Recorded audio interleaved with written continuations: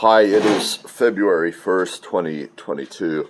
I wanted to touch base and talk about this trucker rally or protest, whatever you want to call it, happening in Canada, and that now is being talked about happening in other places, including the United States.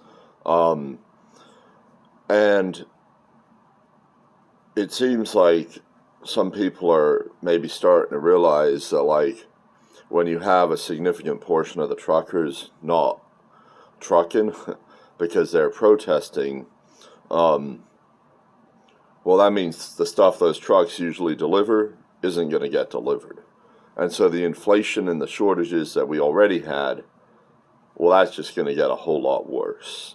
And people need to understand that, like, these supply chains, once they break down, it's hard to get them up moving again. It's a lot easier to keep a body in motion than it is to get it in motion.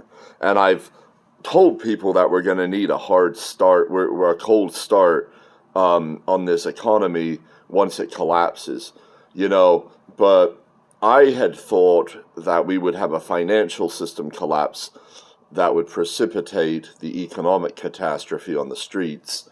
But this trucker movement might change that.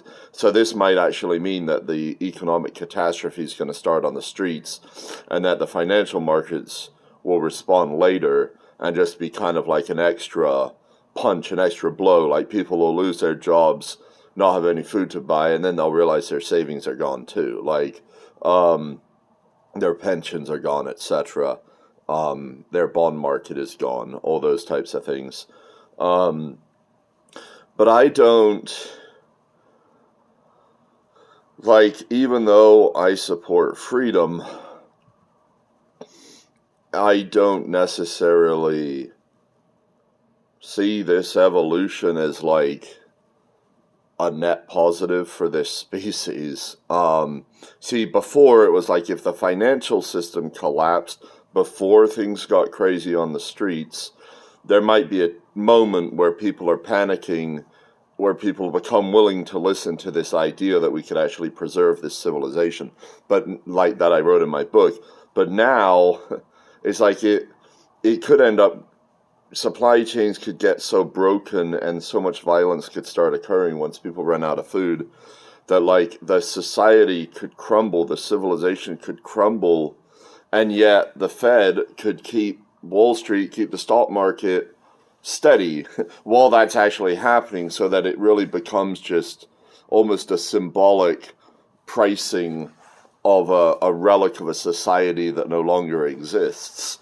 And at that point, see, the problem is this whole cold start. You can't, once the supply chain is breaking down, and once the global economy is broken down and trade has become more localized, you aren't gonna, like we have so much infrastructure that's based on, like, a global economy with the transportation and the communications and the internet and the what was I gonna say? The, like, utilities and stuff. Like, a lot of things are set up to, like, service a large number of people, and all of that shit. If the economy on the street level has broken down and it's deteriorated, where you just have violence and all this nasty starvation, it's like a lot, like, there's not going to be any way to have a continuance of those types of services. It's everything is gonna, it's like new economies are gonna have to form in localized areas, and then maybe someday they'll start trading with each other, and maybe, like, decades, centuries down the road, maybe we start to get some kind of, if we have freedom, some kind of semblance of a global economy again. Whereas, like, what I wanted to do was transition so we could avoid this widespread famine and violence, and now it looks like it's going to be really hard for us to do that. You know, it's because people don't listen to me. People don't want to read and understand like how society can move forward. And my hope was that when we had this crisis that people would suddenly become open or become willing. But now it's like the way this is playing out, I think it's gonna cause even more resentment and hatred from like the statist side. They're gonna be now. It's gonna be, oh, it's not the government's fault that we don't have food on the shelves. Now it's the truckers' fault. So it's just gonna be more hatred, more resentment, ultimately probably more violence, and I don't think anyone's gonna be sitting around wanting to read a book about, oh, kumbaya, you know, like I just, it seems like that's the way we're going. And I tried to warn people. I tried to tell people, look, there's a lot of, you're brewing anger, you're brewing hatred. It's all there. It's under the surface. Just because you aren't seeing it, it doesn't mean it's not there. It's like this financial storm. It's like they don't understand. They're not empathetic. They do not understand the emotional states that they're causing with other people. Like they simply won't accept truth when it's spoken from an emotional state. Like when I speak truth about my pain and my hurt, to them, they don't understand that. They don't realize that's authentic. They don't think that's real. They don't understand that their behavior has had that effect. But it has, and I have been open and I have been honest. And the problem is, most people, especially men, but most people in general, women as well, like, simply are not honest about what they're feeling, because there's so many reasons not to be. There's so many social consequences, economic consequences for being authentic and being real. But I've been real, and I've told you, I've warned you, I've said, this is real, this is going to happen, it's not going to be pretty. And now we're seeing that, and we're seeing it in a way, I didn't anticipate it would happen in this way. I thought it would be more just direct violence, someone just losing it. But it's more of an ordered thing. It's more methodical, it's more thought out, and I think it's going to be more effective because, look, someone who dies from starvation, they're just as dead as someone who dies from a fucking bullet through the head. Like, and that's what we're looking at, dude. We're looking at a truck force that a large part of it is not going to be delivering those products, and in a physical sense that needs to happen. Like, you're gonna have shortages, like things like food, like they have very inelastic demand. People need to eat regardless. It's like, so the price inflation is going to be astronomical, and the price controls are going to come in almost certainly, and that's just going to create shortages and empty store shelves. And then all these people who have relied on the power of government to control these other people and to try to like craft the world in this image that they personally believe in morally, they're going to realize all of a sudden that now they are not only it's not like before. It's like with me, my boy was like, well, we were going to be free. Like, that was my suggestion. Like, everyone was going to be free, so, like, no matter how you wanted to live, you would have an opportunity to live that lifestyle. But now, it's different. Now, it's like, if these I mean, I don't think most of these truckers are probably, support the full disestablishment and liquidation of government the way I do. A complete free market. Because, there's a lot of, conservatives, there's a lot of Christians, there's a lot of people who have certain moral beliefs that if they have the power, which they will, because if you control the food, you control the population, and the truckers control the food.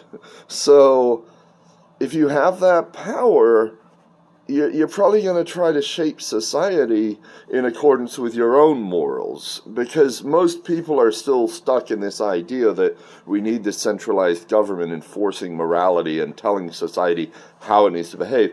So what we're looking at is authoritarianism, but a different brand of authoritarianism. One that probably won't be kind to the people who have bullied and been cruel, and will probably be very unforgiving.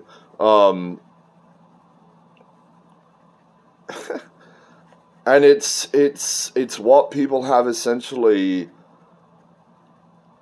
been asking for, whether they've known that or not. And I've been warning them that that's what was going to happen. And it's just, they don't listen. They didn't listen then. They probably won't listen now. And at this point, it's like, well, what even is the point of listening? Because now it's like the opportunity that I had, that I saw, like unless this economy, like the financial system collapses tomorrow or today, like there might not be this opportunity that I thought there was going to be, where these people were hopeless, and yet still had the power to do something. See, that's the thing. Like they needed to have power combined with hopelessness, combined with willingness. But now it's like they might have the hopelessness, they might have the willingness. But if they don't have any power, it actually doesn't matter what they want, it doesn't matter what I want. All that matters is what those truckers want who are holding them hostage. And that's reality. If you want to change that reality, you're probably going to have to show people something they haven't seen. You're probably going to have to give people some kind of hope that they haven't seen. And that's something that I'm incapable of giving them. I had a solution. The solution I have could still be the solution if people were on the same page. But now with this evolution, I just don't see how that's going to happen. Because the power is shifting, and it was predictable to an extent. And I guess I don't want to be too doom and gloom. I mean, but the way I see it right now, from what I see, is we're heading towards like the worst scenario imaginable. I mean, when people run out of food, the game changes, dude. Because now it's about survival. It's no longer about social approval, fitting in, dotting your I's and crossing your T's. Now it's about survival. It's about how are you going to get food, what resources are available to you to try to acquire food. And it's not just you, it's an entire society that's like this. And it's a society that has been disconnected and hasn't been friendly and kind towards each other. If this happened in Japan, you might see some kind of orderly response, because that's the culture there, because people have a culture of being respectful and being orderly. And even when they've had crises, Fukushima, we've seen that in Japan. But in America, I mean, televisions go on sale on fucking Thanksgiving or Black Friday, and you got people trampling each other in Walmarts. And Canada is very American-esque in its culture, probably even worse, in the sense that it's even more of like a consumer-based society, and just is really fully in control by this academic establishment of like the woke ideology, which is just this broken, just this really broken worldview that is being called out left and right everywhere you turn, and people are abandoning ship. There was no substance underneath. There was no real ability to help anyone underneath. It was all just hatred. It was all just anger, but there was no real power underneath it. The only power they've had has been the power of government force, but that power is going away too, and even though it inevitably will go away entirely with the collapse of the fiat money, it's going away in a real sense now because, like, there's nothing that government can really do. Like, if you arrest the truckers, that still isn't going to get that food delivered to those fucking... Like, you're going to actually need willing people to drive trucks to deliver food. And for people to do that, they're going to have certain demands. And if you don't meet that demands, that food isn't going to be delivered. So really, the truckers have the power in a real sense. Not to mention, even if you tried to arrest them, and I mean, how much of that military would even side with the truckers? So, this is the box you've put yourself in. I hope you've listened to me. I hope you've stocked up on food. I hope you have weapons to protect that food.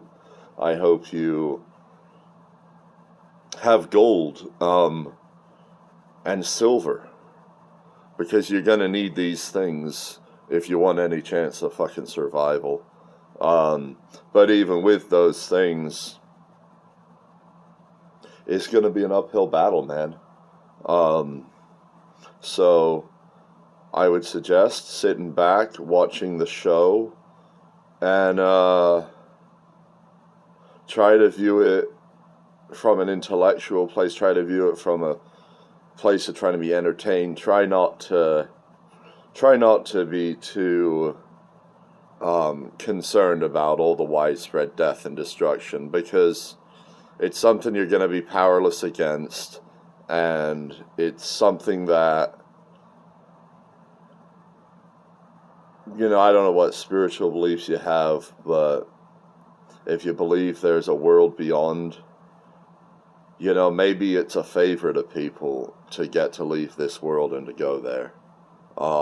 This hasn't been a joyous world. It hasn't been a kind world. It hasn't been a good world. It's been a world where people see other people as things to be used. I'm going to use you for attention. I'm going to use you for money.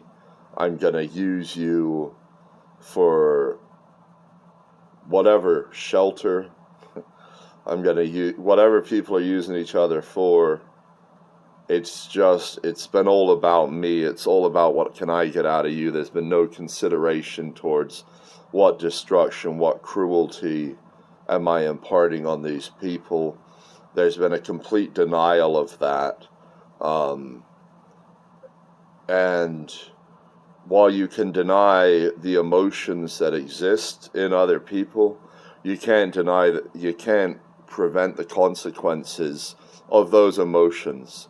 And that anger and that hatred that you have worked so hard to instill, that you've probably don't acknowledge that you have, well, those emotions exist. And now we're seeing the start of what happens when the people who need to eat piss off the people who feed them. And it isn't going to be fucking pretty. So, with that, I guess that's all I got, dude. Like, I'm not going to be, I don't think, the guy with the solution here. I had a solution that was based on a certain set of circumstances. Those circumstances have changed, and now I feel like I'm really just an observer. I'm really just gonna see what's in store, you know? I had this experience a few years ago where I felt like I died, and where I had an opportunity to enter a better place. And I believe that I'm going to go to that better place when and if I die on this planet. So for me, I would see death as a gift. And it's not something I'm worried about on a personal level. You know, none of my actions here this last few years have been about me. I think a lot of people think things are about me, but the things I want, it's not so much for me as for this world. You know, the thing that I want the most is credibility, is for people to actually sit down and listen, and actually pay attention and not just dismiss me. But when I say the thing I want, that's the thing I've wanted. You know, like at this point, well, that's probably still a fair thing to desire. But it's become apparent to me that just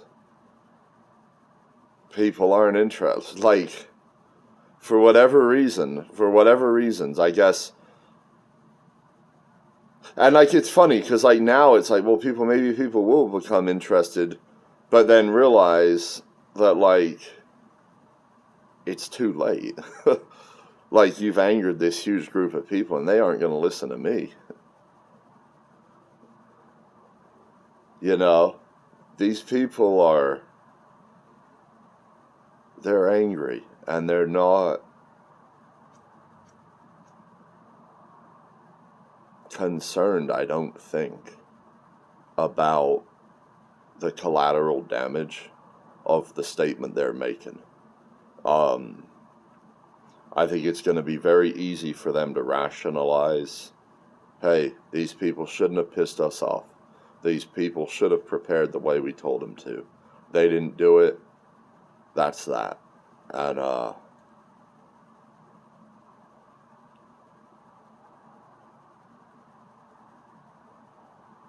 alright, well, I don't want to, like, drag this out too long. I guess that's what I'm feeling with regard to this situation. It's like, in a way, it's like, well, it's good to see, like, there's a lot of people who support freedom, but at the same time, it's like, I already knew there were a lot of people. And when I say freedom, I'm using that term very loosely. Like, I'm, like, saying basically freedom from the COVID mandate, because that's what this is about. This isn't about true freedom, like I propose. This is just about that freedom from that moral control. But it could very well be about limiting other freedoms that people have taken for granted. Yeah, dude. Well, good luck to everyone.